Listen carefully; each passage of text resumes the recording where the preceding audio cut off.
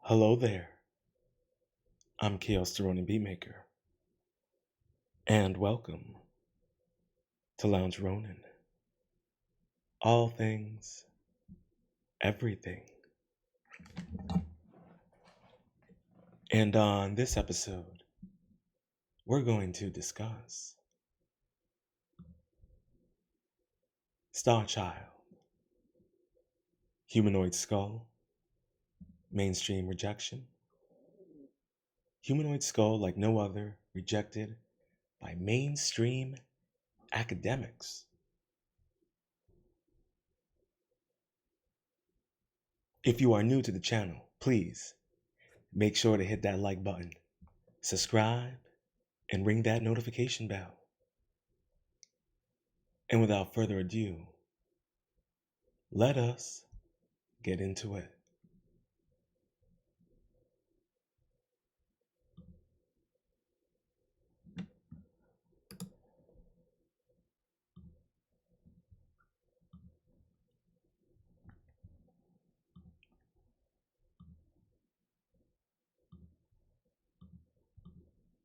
Alrighty.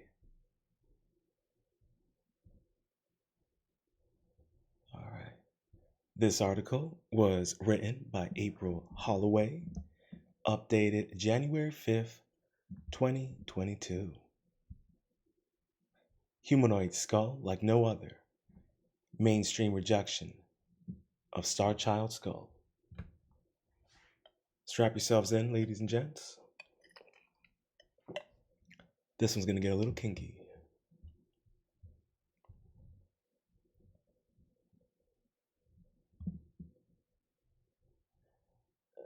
It was back in the 1930s when an American teenager discovered an abandoned mine tunnel in Mexico's Copper Canyon region. Inside it, she found a human skeleton, and clutching onto its arm was the hand bone of another skeleton, buried mostly under the earth.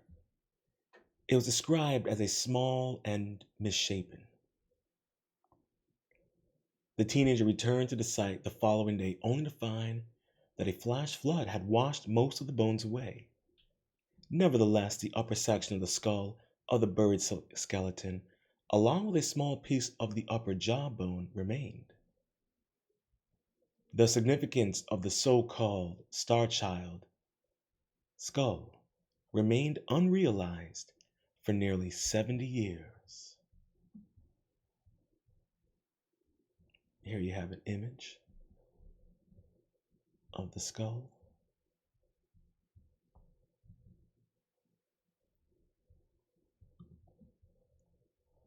All right. Initial research into the Starchild skull. In 1999, the highly unusual skull, which has been dated at 900 years old, was handed to an author and researcher, Lloyd Pye, to investigate after health professionals failed to identify a condition that could explain its appearance. The skull became known as the Starchild skull, and between 1999 and 2013, Lloyd enlisted the help of numerous experts in independent medical and scientific institutions across 3 countries, USA, Canada, and the United Kingdom, to conduct extensive research and testing. I find this very peculiar that 900 years old. Now, if you guys scroll back a little bit on my live stream playlist, or actually in Lounge Ronin, you'll find a 2-part series on the giants of North America in mainstream academics. And in there, you'll learn about the Hopewell people, which were giants with elongated skulls that lived around from Virginia all the way down to, I think, Florida, Louisiana. They won't tell you that there used to be pyramids down there, and there's still a couple down in Florida, but I digress. But this was in this was found. Where was this found? In Mexico. All right, so that's still technically North America, or would that be? Yeah, actually, I don't know what that would call it. It's on continent. Don't listen to me right now. But the point that I'm trying to say is that within that area, like I was talking about the giants of North America. The point that I'm trying to make is that this was 900 years ago, and right around that same time, actually a little bit before that, you had the Hopewell people, and they were around the exact same time of the. Well, you know what? I don't want to get too far ahead of myself, but the point that I'm trying to make here is that there were other people living in Mexico, in North America, uh, prior to anyone's knowledge. You could look at Herodotus, and when he was hanging out with the Egyptian priests, and they were talking about being able to travel to the lands of North America. I'm sure some of you out there have heard the rumors about the Grand Canyon and the Egyptian artifacts that were found there. Ask yourself, why does NASA have you know, jurisdiction over the air in certain areas of the Grand Canyon? I believe I did cover it in one of my live streams. I cannot remember the title, but you'll be able to find it. The point that I'm saying is that if only you knew the hidden history of North America and South America and Central America as well, in particular. But enough of a Ronin rant. Let us continue.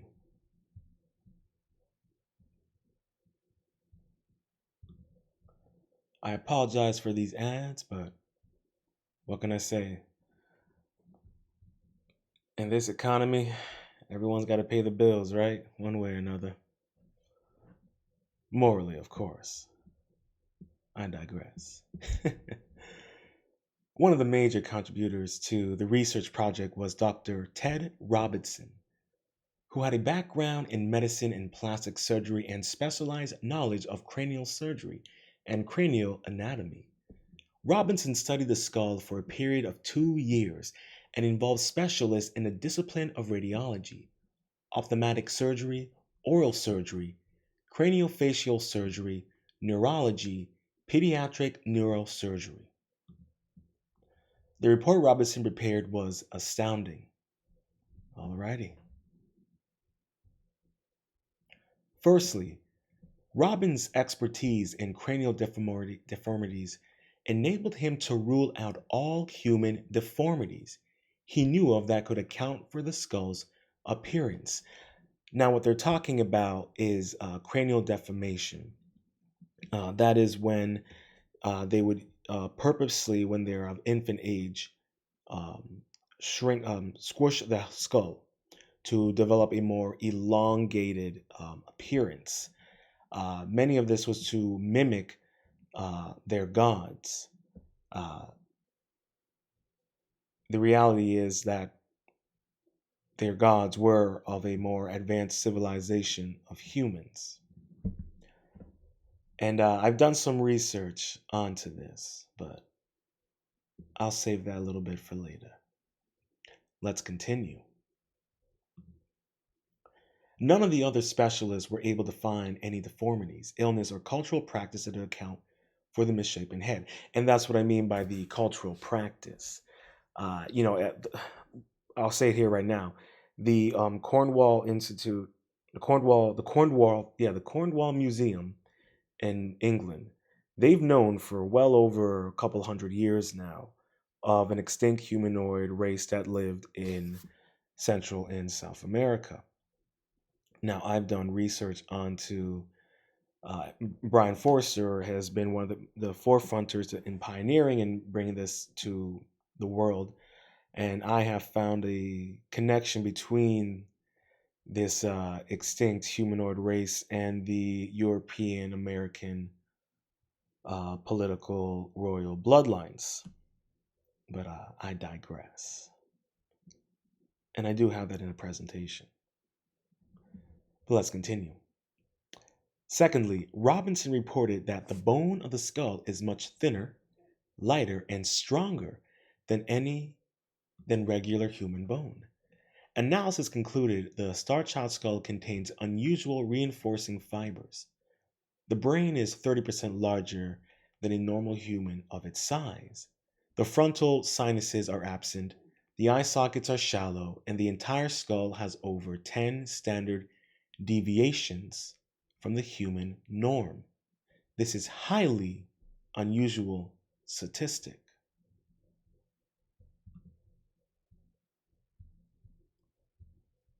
Here we have an image of an artist's depiction of how the star child would have looked. Now, when you see something like this, and what we've read and picked up on,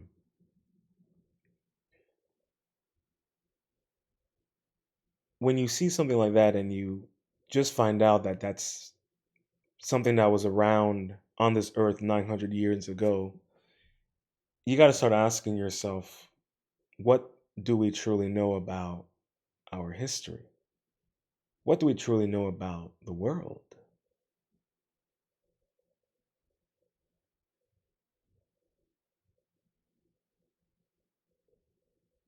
What was populating Mexico 900 years ago? How many of those great cities in Mexico and Central America, South America, how many of those were actually built by the Aztecs and the Incas? Do we really know if it was that? The more LiDAR technology they use, the more they uncover massive cities in South America. They've already know that South America was artificially made. The soil in South America, no one else can replicate it. If they could replicate it, holy smokes! But they can't. I told you that there were giants living in North America. There were pyramids in North America. They call them mounds here. If you go and watch my two-parter on the giants of West Virginia, they call them mounds in North America. And in that, I talk about a department in the Smithsonian, which is a extension of the federal government, mind you. So all those people out there who are donating to the Smithsonian and doing their monthly subscriptions to the Smithsonian and all that, you're donating to the federal government. So just so you know. Oh, and you're donating to the obfuscation, the eradication, and the suppression of the true history of North America, mind you. So any of you out there who are, champions of the Smithsonian, just know that you're aiding and abetting in the suppression of history. But hey, what do I know, right? I'm just a humble Ronin. But the point that I'm making is, look at that and ask yourself, if medical scientists couldn't figure out what is it and what's wrong with this skull, and now we're finding out that it's 900 years old and its genetics are highly unusual statistically. If you're someone who believes in God, intelligent design, I call it personally the source. What are you going to say? That this is not possible? That the birds and the bees and the trees and the elephants, the pythons, the pufferfish, the pendulum tip bird, all of those things are possible, but a advanced humanoid society that predates us. That's a bit of a stretch. Right. Ignorance is bliss.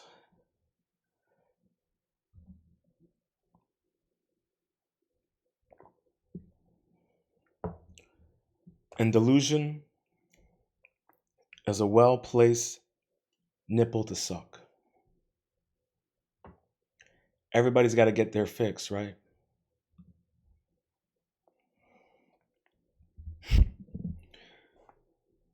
All I'm saying before we continue is question your history, question your knowledge, and question who's telling you to think without ever telling you to think for yourself.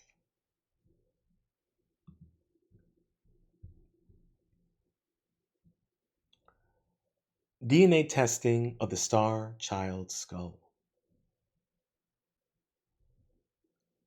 Robinson wrote, one can only reasonably conclude from these statistical studies that the Starchild skull is distinctly different from human, wrote Robinson.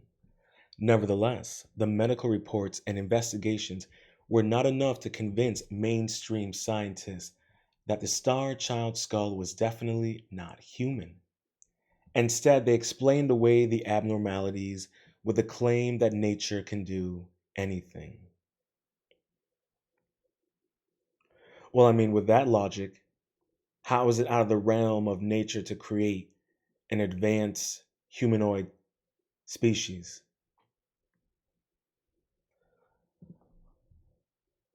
The mainstream academics care too much about sucking off the taint of the federal funding and tenures and all the college coochie that comes with it.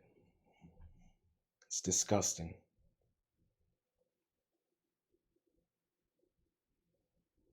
The scientists running the Starchild project knew that the only definite way of proving that the skull was not human was through DNA testing.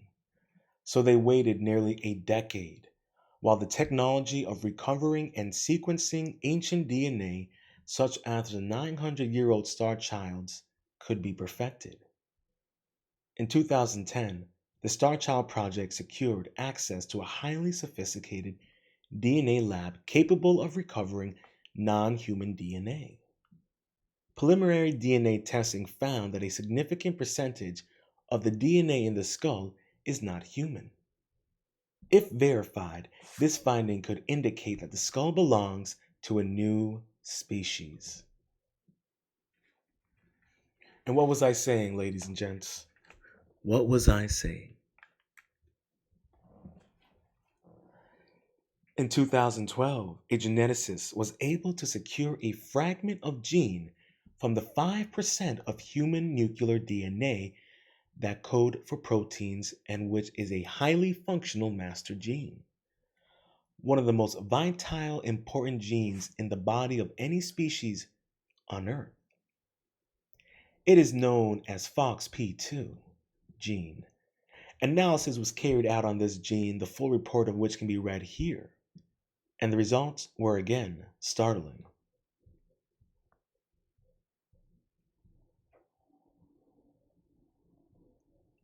Here we have a Swiss model of a ribbon diagram of the forkhead box P2, aka Fox P2.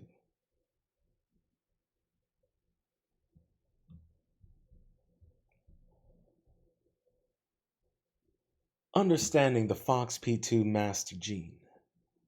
The FOXP2 gene in normal humans is 2,594 base pairs long and contains no variations. In mammals and other higher species, any single flaw in FOXP2, any isolated mutation or variation, can cause a severe negative impact in one of the most important aspects of development and will normally lead to death. While a tiny amount of survivable mutations are possible in FOXP2, every one that occurs presents a debilitating or life threatening consequences. So up to this point in time, none have been passed on the general population of humans. This means in the vast majority of humans, the FOXP2 master gene is absolutely identical. The fragment of gene that was received from the skull and analyzed is 211 base pairs long out of 2,594 base pairs. Now comes the incredible results of the analysis. While all normal humans have the exact same base pairs, the Starchild's gene contained a total of 56 variations within the fragment. To understand the significance, in a rhesus monkey, only 2 of its 211 base pairs would contain variations from humans. If it were a mouse, it would be 20. If a dog, 27.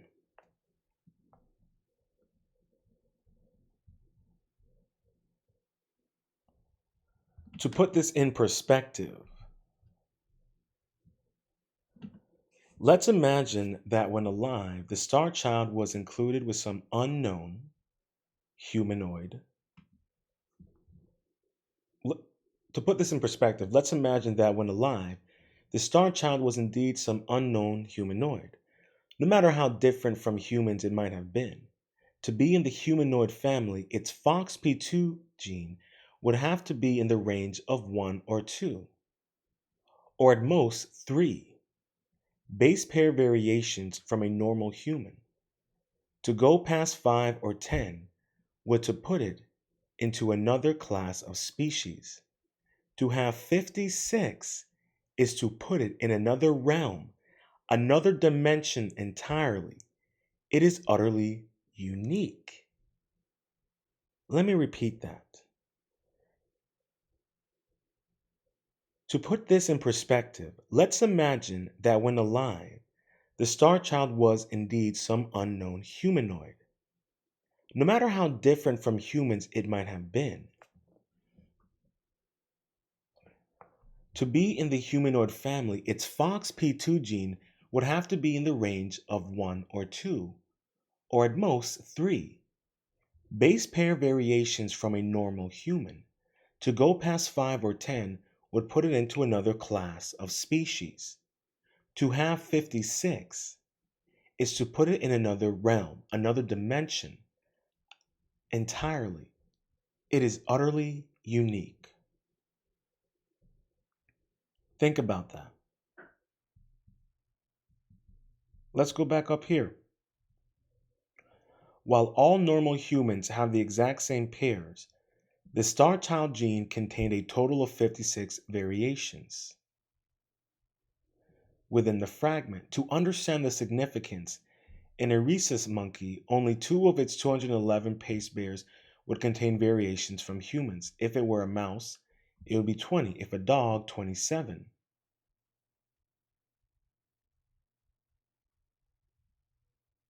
So take that into consideration.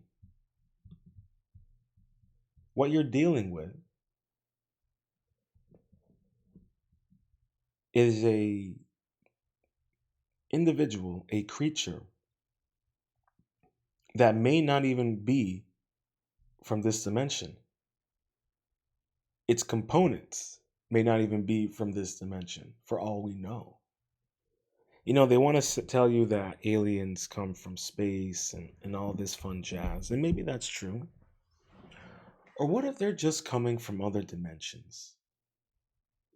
Doesn't have to be the same reality. It can just be dimensions. But don't worry.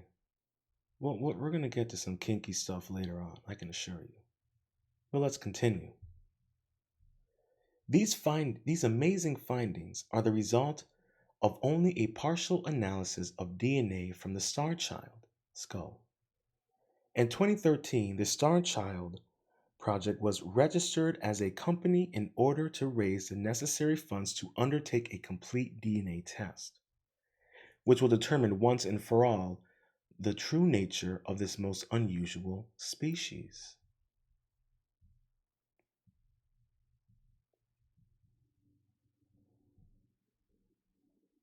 Mainstream rejection of Lloyd Pye and his Starchild skull.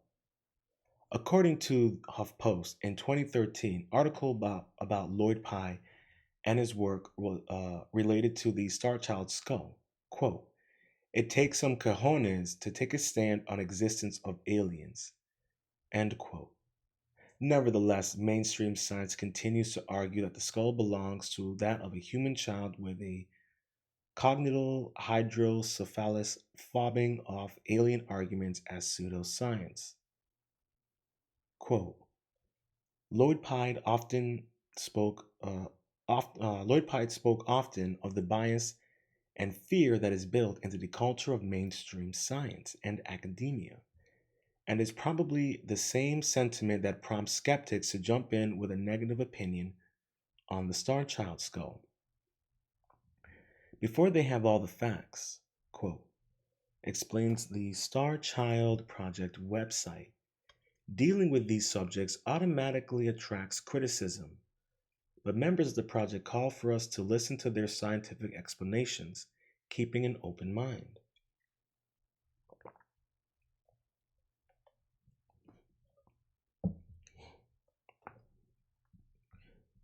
You can't trust the mainstream media. You can't trust mainstream academia. They're bought and paid for.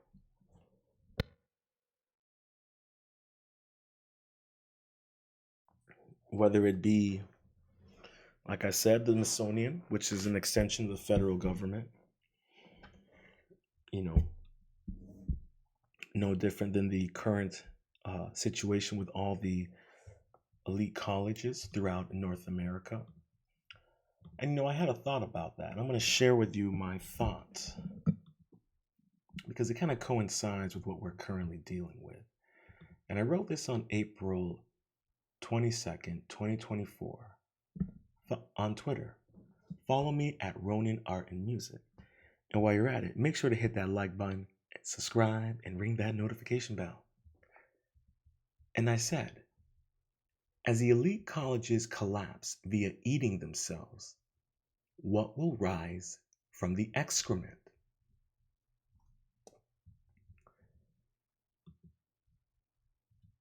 And I asked that question because I look to our current situation and it makes me truly wonder. As the mainstream media continues to die, as mainstream academia continues to eat itself,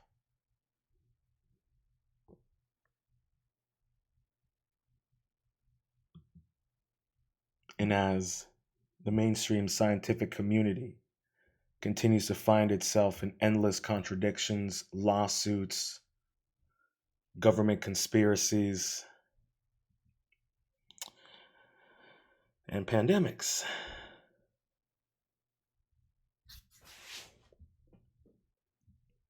And so far, we have had the rise of independent journalism, like Max Taibbi, Max Blumenthal, Glenn Greenwald, Jimmy Dore, Hotep Jesus,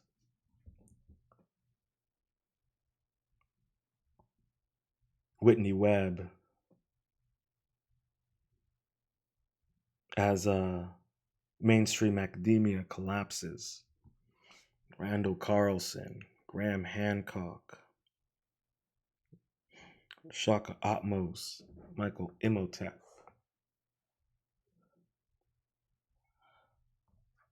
Thomas Sowell.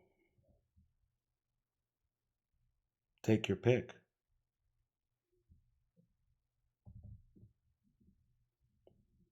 Weinstein's, if you're feeling a bit superficial. But the point that I'm making is that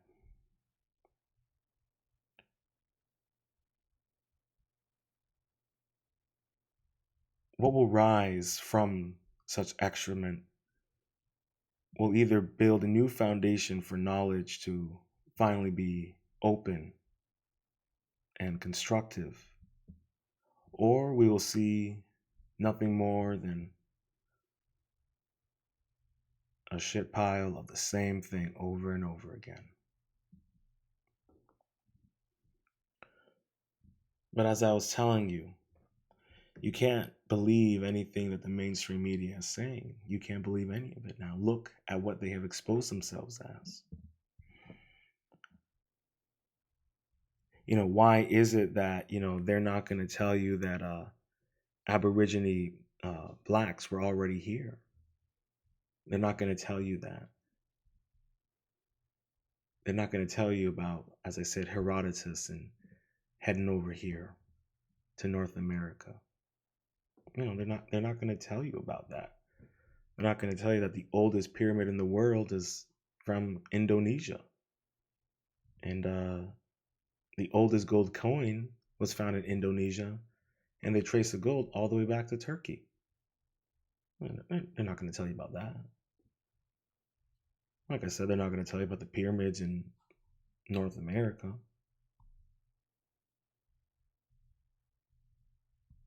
I mean, look what the situation with the pyramids and Graham Hancock. He's banned from going to the pyramids, banned from going to Egypt. Man can't set foot on in Egypt soil because he told the truth. Exposed Zawahi, a corrupt Egyptian archaeologist and a straight up asshole. So ask yourself that.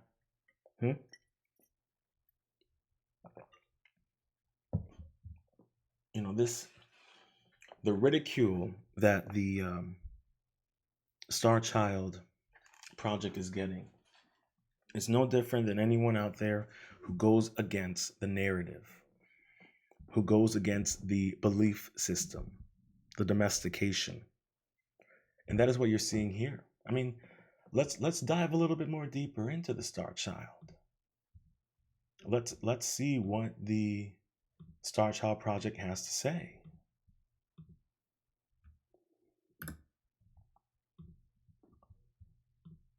Well, look at that. Here we have from the 2012 DNA sampling. The following image shows a signal read identified in a 454 dataset obtained from one DNA sample of Starchild skull bone. Blast matched the sequence to a fragment of human FOXP2 gene as shown.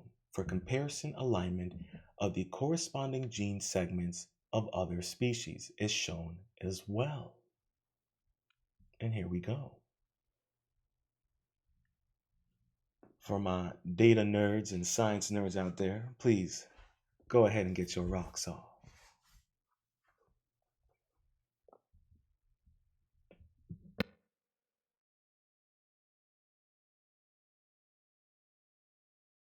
So let's continue. Let's see, what else do we have? Okay, here we go. Alien hypothesis. Told y'all we were going to be getting kinky. Here we go. Is the Starchild skull alien?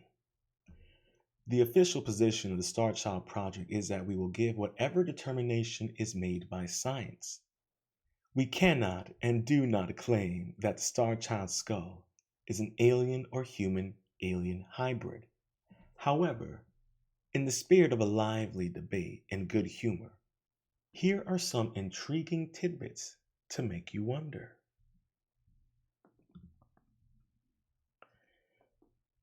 Alien bone? Bone that is super thin, super light, super strong. But is it superhuman? If this creature has super thin and super light bone that's also extremely strong, that would mean that it's quite durable under extreme types of pressure and strength and stress. When you look at some of the pictures and descriptions of giants, and even the fact that some of them had a jaw that was big enough to bite down on a coconut. What kind of physicality are we dealing with there?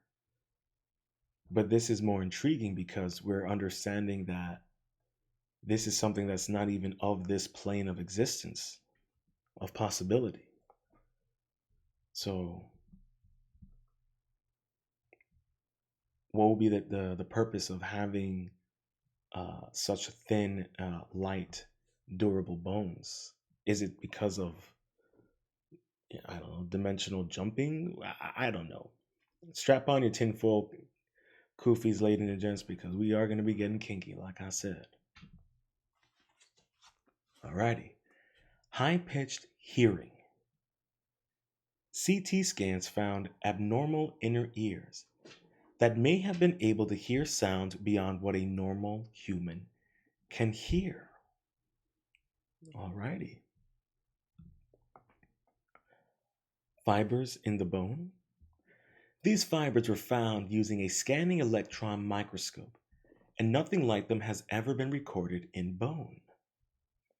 Now, this kind of makes me think about, nanos, nanoparticles, nanobots, you know, reinforcing the body and strengthening the body, exosuits, exofibers, whatever you have. I mean, it's no different than the Astartes in Warhammer 40K.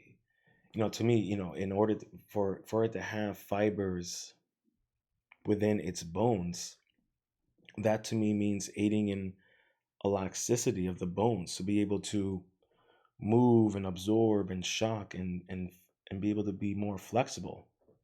I'm no medical expert here, but I'm just going with my gut. Let's continue. 0G eyes. The unusual eye sockets of the Starchild skull could be a clue that it spent years in zero gravity.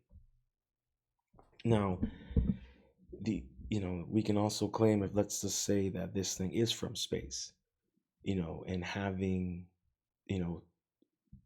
eye sockets very heavy like that. If you've ever seen The Expanse, and you see the Belters, the Belterados, those characters in The Expanse, the ones who have spent, since the beginning of space exploration in space, they're tall and lengthy. They got these deep socketed eyes. They're very pale. So it's entirely possible that this creature, this being, may have lived outer space, may have lived in some kind of, maybe in between dimensions. Who knows at this point? I mean, with everything that's been going on with the Senate hearing committees on UFOs and the whistleblowers that have been coming out, at this point, any of it is possible. So, we can't rule any of it out. I like to joke that they're all right and they're all wrong at the exact same time. That's my joke on it. Let's continue. A big brain. With a brain 1/3 larger than ours, was the Starchild skull an extra intelligent terrestrial? Now that's a key word. Terrestrial. So they're making the claim that this being is terrestrial in nature. But that doesn't mean that it's not possible to come from another terrestrial dimension. It's entirely possible. The science is there. The possibilities are endless. I mean, look at Edgar Cayce and his ability to tap into the Akashic records. I mean, there are so many things. Astral projection. I mean, it gets more and more, kinky the more you think about it. Make sure you got a safe word. And we only use 5% of our brains. If they had a brain that's 1/3 larger than ours and had the full capability to use all access ability of their brains, what kind of possibilities could this child have been able to do at a child's age? Imagine the possibilities. Let's continue. Abnormal residue. This residue found on the bone is not marrow, and could prove to be an organic substance resistant to earthly microorganisms. Now, this is where things get real interesting. Why would it need a residue on the bone marrow to be to be resistant to earthly microorganisms? I don't know. Maybe the possibility of developing illnesses, sicknesses, maybe cancers. So wherever it came from, its body was not made for Earth's atmosphere, Earth's biology, Earth's microorganisms, basically. So it needed a residue to reinforce and make it resistant so that it wouldn't be susceptible. And if you want to say it's from outer space and it lived in 0G, fine. Or maybe it lived in outer space in 0G in another dimension where there were no planets. Or maybe there were no habitable planets. Or maybe there was only one. I don't know. You can run endless with your imagination if you have such capabilities. But the point that I'm making is that this thing had residue on its bones to make it resilient to Earth, meaning it either wasn't from Earth originally, or it was one of the various tenets that occupied this round, flat, hollow planet. So you're going to have to ask yourself that. And imagine this. If we're able to synthesize this residue and be able to use it, oh, the military would definitely get their rocks off. That's for sure. Let's continue. And there you have it. The Starchild Project's alien hypothesis. I'll be sure to leave the link down in the description. But as I'm saying, ladies and gents, this is the reality that we are in. As the veil continues to get lifted, more and more stories like this will not be able to hide. As the Senate committee hearings continue to have their discussions on UFOs and more disclosure keeps coming out, as more whistleblowers speak out, the truth will be revealed. And I can assure you, it is way, way, way, way more stranger than any other fiction out there. But keep in mind that most of the fiction out there is federally funded, CIA scripted, and propaganda ingested by the masses. That's why I advocate for individuality. I advocate for doing your own research. I advocate for seeking out alternative information, alternative individuals who will provide you the information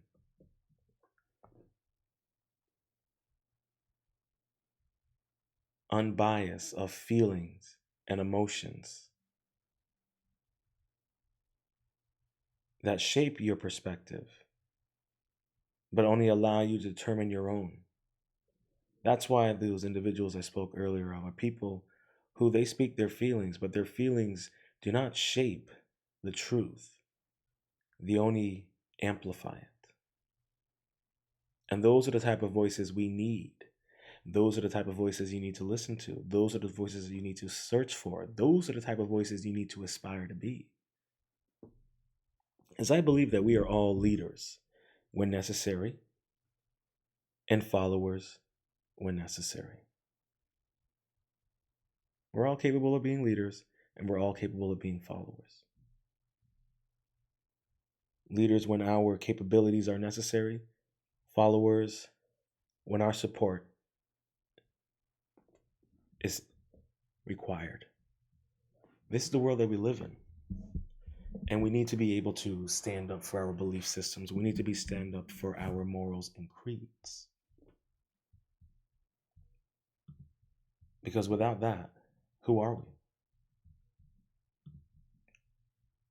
Who are we without that? Without our morals and creeds, without our capabilities to be the best versions of ourselves.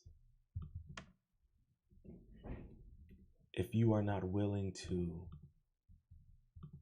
stand up for your belief system, to stand up for having a strong moral code and ethics, then why are you here? Truly. Why are you here to amplify and capitulate and add to the exploitation of our capabilities, of our knowledge, of our history? What do you gain out of it? Is it the coochie, the blackmail, the funding, the notoriety, the sponsors, the TV shows? What is it? The rituals? You tell me. Because I am not one for any of that kind of stuff. Because our knowledge is the only thing that allows us to be the best versions of ourselves.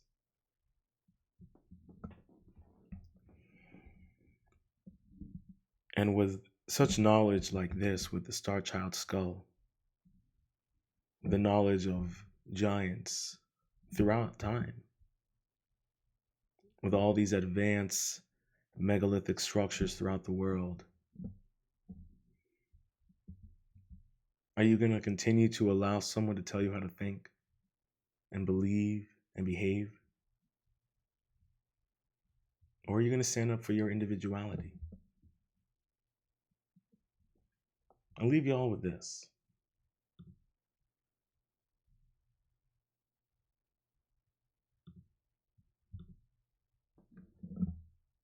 We must stand firm in our morals and creed against the coming storm that has rained upon us such embers of poison, vitriol, and malice. We must stand tall in our individuality. We must speak our words with honesty and humility and strength. Our actions must reflect the moral creed that guides our mindset, that elevates our soul and that blah, blah, blah, that elevates our soul. Embrace the art of living. Embrace being a fully functioning human. Embrace the realm of love. Manifest into the essential reality within the personal universe of your actualization.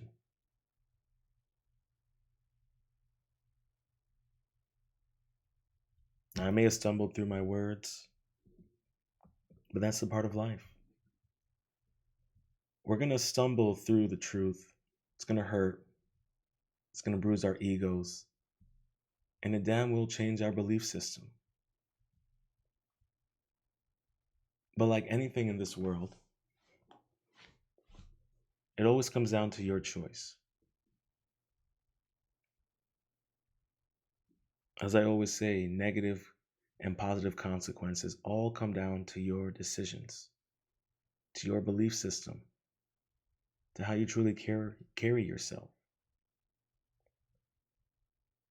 And as they continue to lie about our history, as they continue to eradicate our past, as they continue to domesticate us into a lie, they'll prevent us from truly actualizing our capabilities. They're denying us our right to further expand our humanity. And that in and of itself is a crime.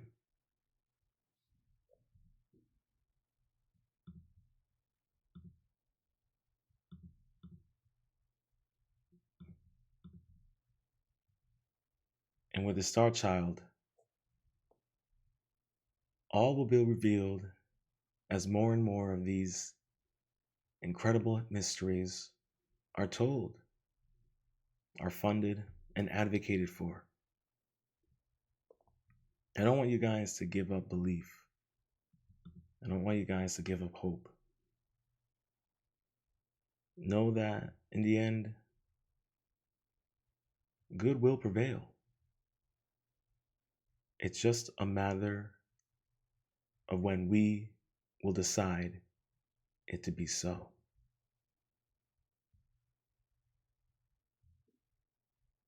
I hope you enjoyed this episode of Lounge Ronin. All things, everything. If you've made it this far, please make sure to hit that like button, subscribe, and ring that notification bell. And until next time, stay positive, stay focused, stay true, and much love.